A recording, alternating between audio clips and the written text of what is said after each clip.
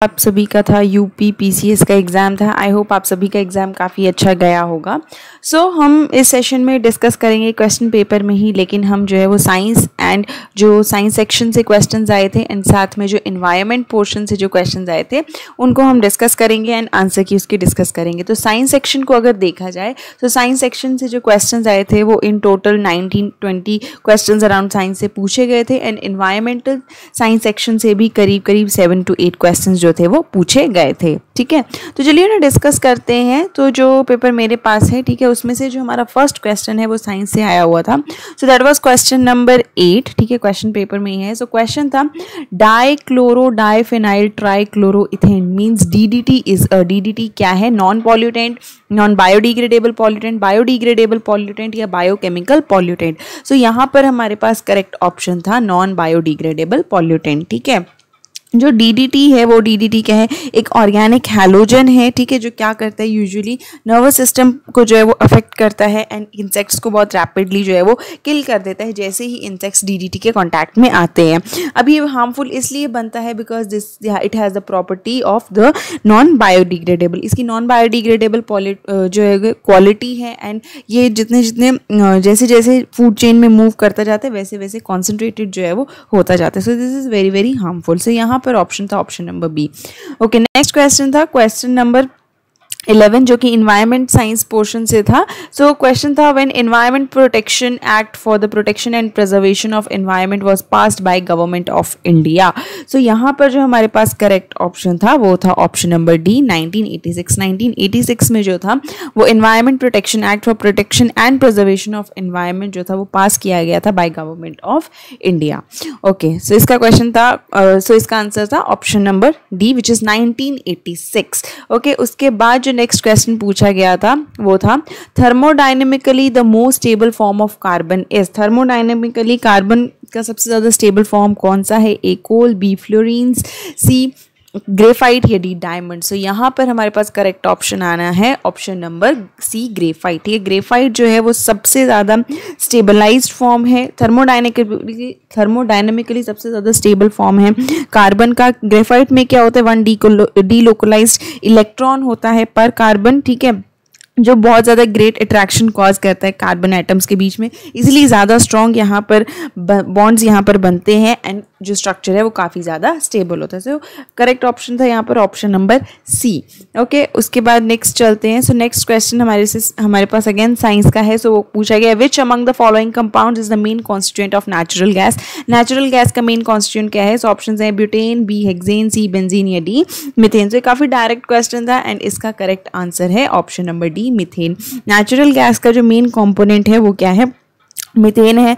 बाकी natural gas में क्या होते हैं? सैचुरेटेड लाइट पैराफिन्स होते हैं, लाइक मीथेन एंड इथेन ही होते हैं। ठीक है, विच आर गैसियस। और बाकी हाइड्रोकार्बन्स भी इसमें प्रेजेंट होते हैं, propane, butane, pentane and hexane. But जो मैक्सिमम मेन कॉन्स्टिट्यूएंट है वो क्या होता है? इसका मीथेन होता है। चलते हैं नेक्स्ट क्वेश्चन की तरफ। सो नेक्स्ट क्वेश्चन जो था वो हमसे पूछा गया था, ठीक है, विच वॉज क्वेश्चन नंबर 21 की मैच करनी थी लिस्ट 1 और लिस्ट 2। ठीक है, एंड इसमें से जो आंसर है, ठीक है, वो हमें क्या करना है? कोड जो है वो बताना है सही कौन सा है। सो सिट्रस क्रैकर यूजुअली जो है वो ये यहाँ पे इस साइड हमें लिस्ट 1 में प्लांट डिजीजेस दी गए हैं एंड यहाँ पर फैक्टर दिया गया है। सो सिट्रस क्रैकर जो है वो कौन कॉज करता है? It is caused by B A bacteria. ठीक है, सो ए का क्या था? थर्ड था। सो ए का थर्ड ऑप्शन हमें यहाँ पे सी मिल गया। ठीक है, then red rot disease of sugar cane, so it is caused by fungus. ठीक है, सो ये जो है वो नॉट ओके यहाँ पर ये जो है वो फंगस कॉज करता है। ठीक है, सो ये इसका था। देन कृष्णकांत डिजीज ऑफ पोटैटो, ये कौन कॉज करता है? ये कॉज करता है this is cause due to the deficiency of oxygen. So यहाँ पर आता है हमारा ऑप्शन नंबर 2। एंड देन साहू disease of wheat, it is caused by insect. So ये आता है हमारा ऑप्शन नंबर 1। सो ये जो कोड नंबर 3 जो है यहाँ पर जो है वो कोड नंबर सी जो है वो यहाँ पर जो है वो करेक्ट ऑप्शन है। ठीक है, सो सी जो है यहाँ पर करेक्ट ऑप्शन आएगा। ओके, नेक्स्ट क्वेश्चन की तरफ चलते हैं। सो नेक्स्ट क्वेश्चन जो हमारे पास क्वेश्चन पेपर में है वो है the first airport powered by solar energy in India is. ठीक है, फर्स्ट एयरपोर्ट जो सोलर एनर्जी से पावर किया जाता है इंडिया में वो कहाँ पर है? ए चेन्नई, बी कोचिन, सी अहमदाबाद या डी न्यू दिल्ली। सो यहाँ पर करेक्ट ऑप्शन है ऑप्शन नंबर बी कोचिन। ठीक है, कोचिन जो है वो पहला एयरपोर्ट है वर्ल्ड में जो किससे रन करता है? सोलर पावर से रन करता है एंड ये ऑफिशियली जो था वो कमीशन कब हुआ था, इन द ईयर 2015, ठीक है 2015 में ये जो था वो क्या हुआ था, कमीशन हुआ था and it is a 12 megawatt project, ठीक है 12 मेगावाट का जो था ये प्रोजेक्ट था and it was started in Cochin. Okay, next question है हमारे पास question number 30 which is the bacillus haemophilus influenza causes, ठीक है बैसिलस हेमोफिलस इन्फ्लुएंजा क्या कॉज करता है, A whooping cough, B form of meningitis in young children, C pneumonia या D influenza. So यहाँ पर करेक्ट ऑप्शन है ऑप्शन नंबर डी इन्फ्लुएंजा, ठीक है। जो हेमोफिलस इन्फ्लुएंजा है वो के ग्राम नेगेटिव बैक्टीरिया है, ठीक है and it is a facultatively anaerobic क्या है, कैप्नोफिलिक पैथोजेनिक बैक्टीरियम है जिसकी फैमिली क्या है, पैस्टोरेलेसी इसकी जो है वो फैमिली है एंड ये यूजुअली क्या कॉज करता है, इन्फ्लुएंजा जो है ये कॉज करता है। सो करेक्ट ऑप्शन है यहाँ पर option number D. Okay, next question जो हमारे पास था साइंस सेक्शन से वो आया है कि given below are the two statements, assertion and reason statements हमें दी हैं, ठीक है एंड देन हमें इन्हें कोड में से बताना है कौन सी स्टेटमेंट सही थी। सो असर्शन है phytoplankton grow in abundance in limnetic zone and reason है limnetic zone is an open water zone. अब ये जो दोनों ही स्टेटमेंट्स हैं ये दोनों ही स्टेटमेंट्स ही क्या है, हमारी करेक्ट स्टेटमेंट्स है, ठीक है करेक्ट स्टेटमेंट्स है। लेकिन क्या जो रीजन है, ठीक है वो करेक्ट एक्सप्लेनेशन है एक ही या नहीं है। सो पहला असर्शन दिया कि phytoplankton grow in abundance in limnetic zone, ये सही है। फाइटोप्लैंक्टन की सबसे ज़्यादा ग्रोथ जो होती है वो कहाँ पर होती है, लिम्नेटिक जोन पर ही होती है। एंड लिम्नेटिक जोन कौन सा जोन होता है, जो एकदम ओपन एयर जो ओपन सरफेस होता है, सबसे अब ऊपर वाला जो जोन होता है दैट इज लिम्नेटिक जोन, ठीक है। So both the statements are correct and जो रीजन है वही करेक्ट एक्सप्लेनेशन है असर्शन की। सो ऑप्शन नंबर डी जो है यहाँ पर जो है वो एकदम करेक्ट ऑप्शन है कि both A and R true and R is the correct explanation of A, ठीक है। आगे चलते हैं, आगे हमारे पास जो था एनवायरमेंट साइंस से क्वेश्चन है, क्वेश्चन नंबर 36 जो है, which of the following wild life sanctuaries of UP was established in 1975। 1975 में कौन सी वाइल्ड लाइफ सेंचुरी जो है वो उत्तर प्रदेश में एस्टैब्लिश की गई है। सो यहाँ पर हमारे पास ऑप्शन है ए चंबल, बी कतरनिया घाट, सी रायपुर या डी कृष्णापुर। सो यहाँ पर करेक्ट ऑप्शन है ऑप्शन नंबर बी कतरनिया घाट। कतरनिया घाट वाइल्ड लाइफ सेंचुरी जो है वो अपर गंजेटिक प्लेन में है उत्तर प्रदेश में एंड इसका एरिया यूजुअली 400.6 किलोमीटर स्क्वायर के आसपास है, ठीक है एंड ये जो है ये वाइल्ड लाइफ सेंचुरी 1975 में इस्टेब्लिश की गई थी। ओके, चलते हैं नेक्स्ट क्वेश्चन की तरफ। सो नेक्स्ट क्वेश्चन हमारे पास जो था वो again science and text section से था।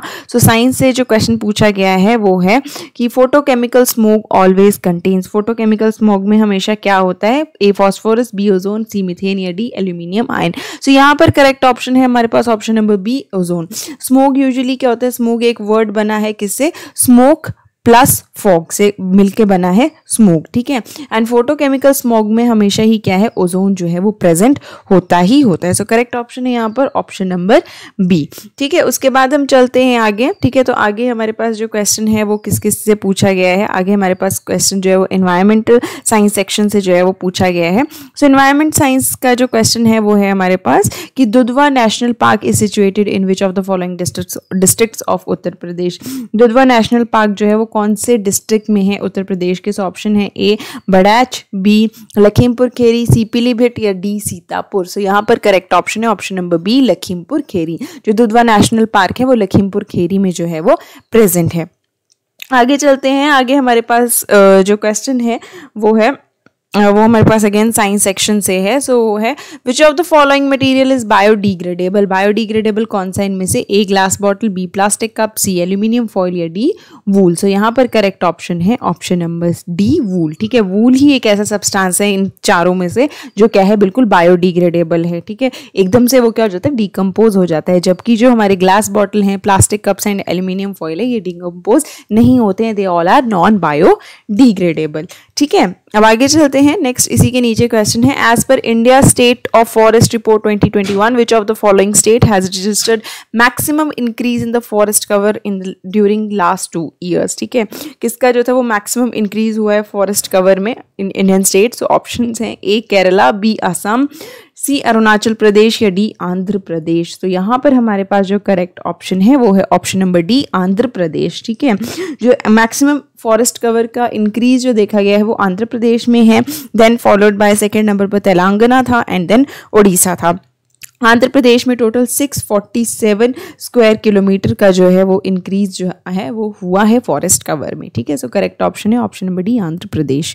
ओके, नेक्स्ट हम चलते हैं। सो नेक्स्ट हमारे पास जो क्वेश्चन है वो अगेन साइंस सेक्शन से था। तो कि sulphur drug is which of the following types of drug. Sulphur drug कौन से टाइप की ड्रग है? A antiseptic, B analgesic, C antipyretic या डी एंटी बैक्टीरियल। सो यहाँ पर करेक्ट ऑप्शन है option number D, anti bacterial.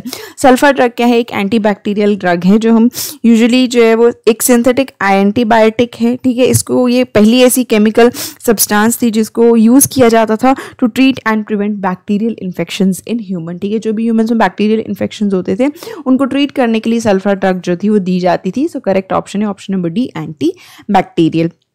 Next चलते हैं। सो नेक्स्ट हमारे पास क्वेश्चन था विच of the following is not an example of biomass energy source. इनमें से कौन सा जो है वो बायोमास एनर्जी सोर्स नहीं है? ए कोल, बी न्यूक्लियर एनर्जी, सी गोबर डंग या डी वुड। सो यहाँ पर हमारे पास जो करेक्ट ऑप्शन है वो है option number B, nuclear energy. Nuclear energy जो है वो क्या है? बायोमास एनर्जी सोर्स नहीं है। बायोमास एनर्जी सोर्सेज में क्या क्या आते हैं? Wood and agriculture product, solid waste, landfill gas and alcohol fuels जो है वो आते हैं। न्यूक्लियर एनर्जी जो है वो नहीं आता है। सो करेक्ट ऑप्शन है यहाँ पर option number B, nuclear energy.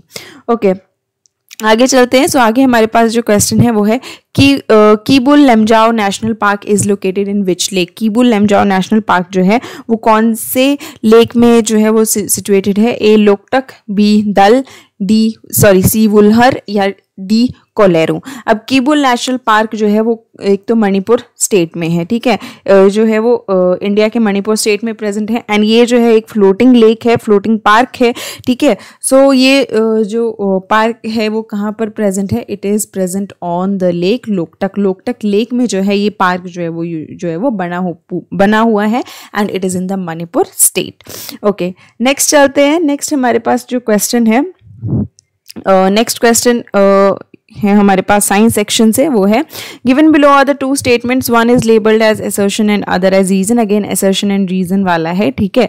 सो पहला इसमें असर्शन दिया गया solution of table salt in a glass of water is homogeneous and reason दिया गया है solution having different composition throughout is homogeneous. अब हमें इनमें से कोड जो है वो सही करके बताना कि कौन सा सही है। सो असर्शन क्या है कि solution of table salt in a glass of water is homogeneous, true है, ठीक है। सॉल्ट और वाटर का अगर हम मिक्स कर दें तो वो हमारे पास क्या आ जाता है? होमोजीनियस मिक्सचर आ जाता है।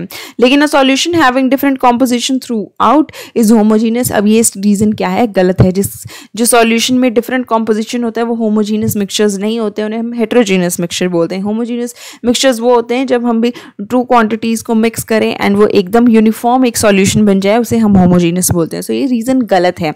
सो यहाँ पर जो हमारे पास करेक्ट ऑप्शन आएगा वो आएगा ऑप्शन नंबर बी कि वो A is true but R is false. A true है लेकिन आर क्या है? यहाँ पर फॉल्स है।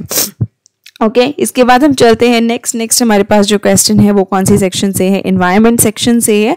सो अब क्वेश्चन है कि according to annual frontier report 2022 released by UN environment programme which Indian city has become second most noise polluted city of the world. कौन सी इंडियन सिटी जो है वो second most noise polluted city है world की? Option A Kota, B Moradabad, C Indore या D Patna. So correct option है option number B, Moradabad. Moradabad जो है वो second most noise polluted city है वर्ल्ड की। सो यहाँ पर करेक्ट ऑप्शन है हमारे पास option number B. Okay, next question की तरफ चलते हैं। सो नेक्स्ट क्वेश्चन हमारे पास जो यहाँ पर पूछा गया था वो था हाँ, तो ये पूछा गया था with reference to ecological niche which of the following statement is correct. Ecological niche के संदर्भ में अगर देखा जाए तो कौन सी स्टेटमेंट जो है वो हमारे पास करेक्ट है? A it represents the range of condition that it can tolerate the resources it utilize and its functional role in ecological system. And number 2 each species has distinct niche. अब इनमें से code से हमें जो है वो correct option पता लगाना है, ठीक है। सो पहला जो स्टेटमेंट है it represents the range of conditions that it can tolerate the resources it utilizes and the functional role in an ecological system. So niche के कॉन्टेक्स्ट में जो है ये स्टेटमेंट एकदम करेक्ट है। एंड सेकंड स्टेटमेंट जो है each species has a distinct niche, ये स्टेटमेंट भी करेक्ट है क्योंकि कभी भी दो स्पीशीज का जो है वो सेम नीश नहीं होता है। हर स्पीशीज का जो है वो डिस्टिंक्ट नीश जो है वो होता है। नीश यूजुअली क्या है? जो रोल एक ऑर्गेनिज्म प्ले करता है कम्युनिटी में, उस चीज को हम नीश बोल देते हैं। सो ये दोनों ही स्टेटमेंट्स जो हैं वो करेक्ट हैं। सो करेक्ट ऑप्शन है यहाँ पर option number B, both 1 and 2। Okay, अब आगे चलते हैं। आगे हमारे पास जो क्वेश्चन पूछा गया है वो है हमारे पास question number okay, which of the following is not a greenhouse gas, इनमें से कौन सी है जो है वो ग्रीन हाउस गैस नहीं है। Option A argon, B chlorofluorocarbon, C methane या डी कार्बन डाइऑक्साइड। सो यहाँ पर करेक्ट ऑप्शन है option number A argon. Argon जो है वो ग्रीन हाउस गैस नहीं है। रेस्ट तीनों की तीनों CFC, methane and carbon dioxide तीनों ही जो है वो क्या है, ग्रीन हाउस गैसेज हैं।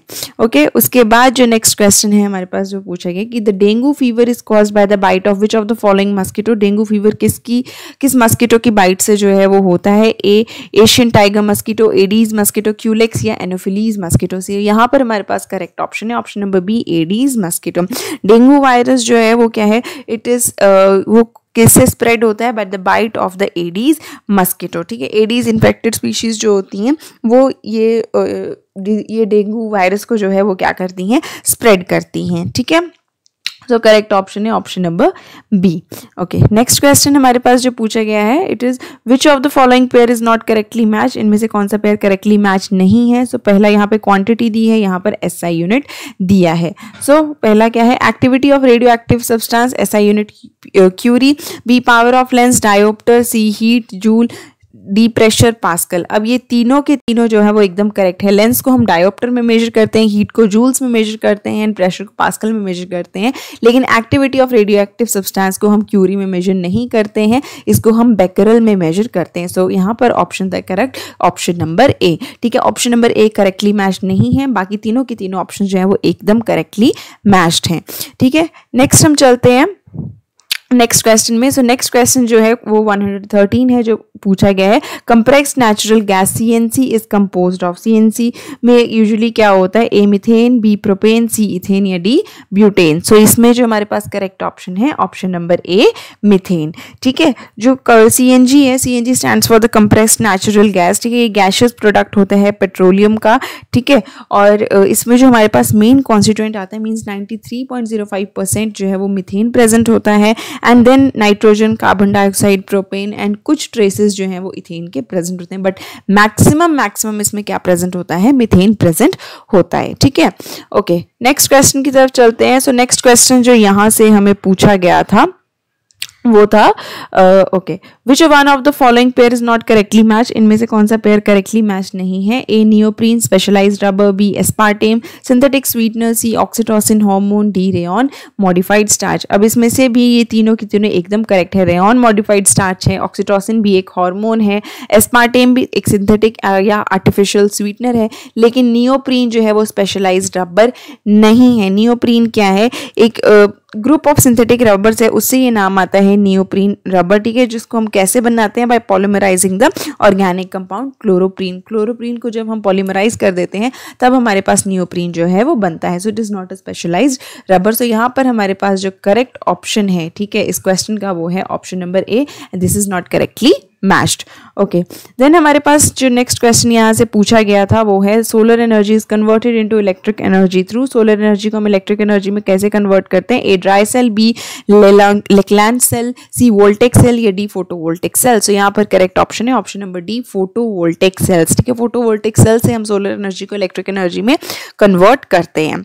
ठीक है, देन लास्ट क्वेश्चन जो साइंस सेक्शन और एनवायरमेंट सेक्शन से पूछा गया था वो था, most of the sources of energy we use represent stored solar energy, which of the following is not ultimately drive from sun's energy. इनमें से कौन से जो सन की एनर्जी से हम ड्राइव नहीं करते हैं।